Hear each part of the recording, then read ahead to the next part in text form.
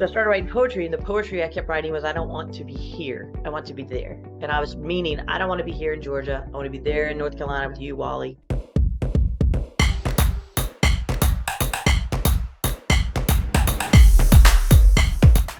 I would like to share this with everyone. Wally and I had been dating 6.5 years. I lived here in Charlotte. Wally lived here in Charlotte.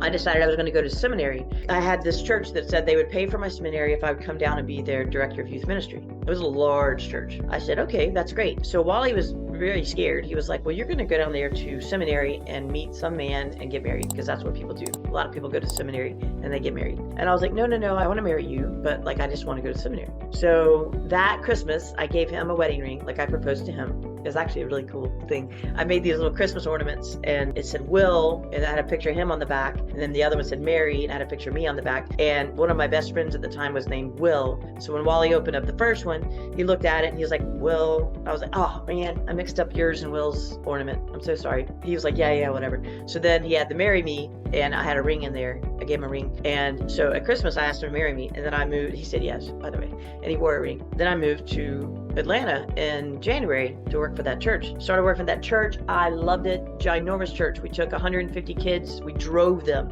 from Georgia to Mexico to do a mission trip. Hardcore, 150 kids. That's significant. So we did that trip. It was phenomenal. And then we went to this conference, and the whole time Greek school started. For seminary, Greek school started. I loved it. I loved the people. I loved the stuff. I loved learning. I was crushing Greek school, doing really good. I started writing poetry. I write things.